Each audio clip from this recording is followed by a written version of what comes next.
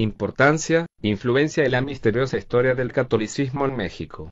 Virgen de Guadalupe. Introducción. La miseria religiosa es a la vez la expresión de la miseria real y la protesta contra la miseria real. La religión es el suspiro de la criatura oprimida, el sentimiento de un mundo sin corazón, así como el espíritu de una situación sin alma. Es el opio del pueblo.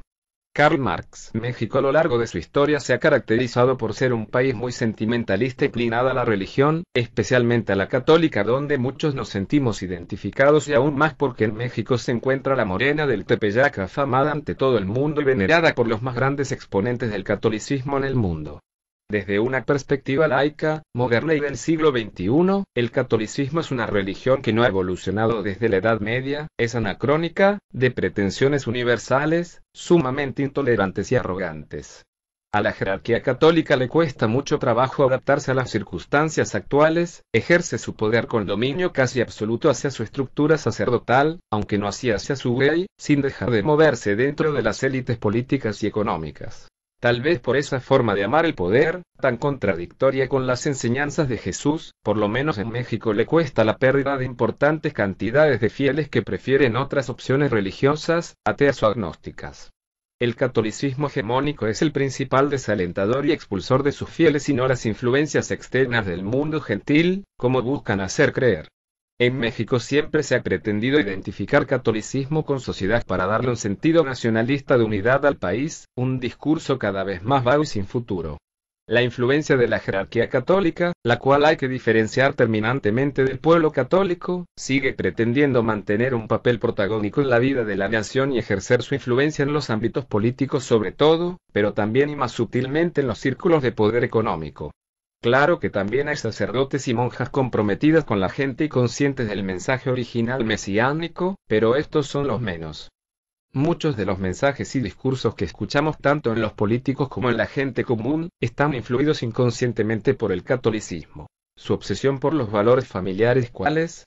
Se traduce en patrones rígidos e insostenibles en la realidad social contemporánea, como relacionar la relajación o descomposición familiar con el uso de drogas o la incuestionabilidad de las acciones de los líderes, sean estos gobernantes, religiosos o papás. Nótese que siempre se habla en masculino, como si Dios tuviera sexo y fuera hombre. Son ejemplos de las limitaciones de la doctrina católica, que fácilmente puede ser comparable con las ideologías de derecha.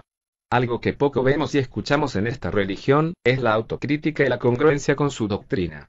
Hasta la fecha, seguimos sin conocer el número de sacerdotes pederastas activos en México, y los que conocemos, como el famoso sacerdote Nicolás Aguilar, exobispo de Puebla y protegido del cardenal Norberto Rivera, donde tan solo en Estados Unidos se le acusa de abuso a 26 niños, se encuentra oculto en algún lugar del país para evitar ir a juicio.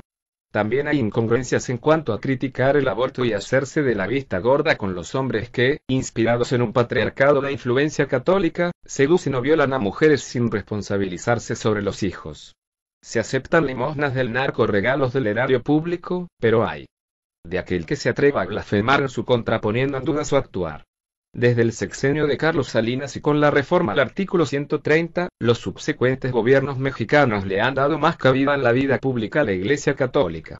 Es precisamente en el actual periodo de los regímenes panistas donde descaradamente se han explotado los íconos católicos como la Virgen de Guadalupe o la canonización de Juan Diego con fines políticos, alimentando el protagonismo de los cardenales Rivera y Sandoval, o a grupos como Provida, antiabortista, el Yunque y el Opus Dei, ultraderecha. En el México actual, la religión sigue siendo un placebo, un alivio al sufrimiento de la violencia política y económica que vive la mayoría de las y los católicos del país en ciudades como Juárez o Culiacán. Por eso las religiones cumplen esa necesidad de auxilio al necesitado. En el caso del catolicismo mexicano, tibio con las clases gobernantes y duro con el pueblo, en realidad lo único que hace es mantener el caos como está. Luego nos quejamos de nuestra suerte, que somos tercermundistas, mediocres y demás, pero para hacer un juicio de valor sobre lo que somos, cómo estamos y a dónde vamos, es necesario sopesar el papel de esta religión en la vida del país, independientemente de que seamos católicos o no. Es urgente, pues se trata de cambiar nuestro destino como sociedad.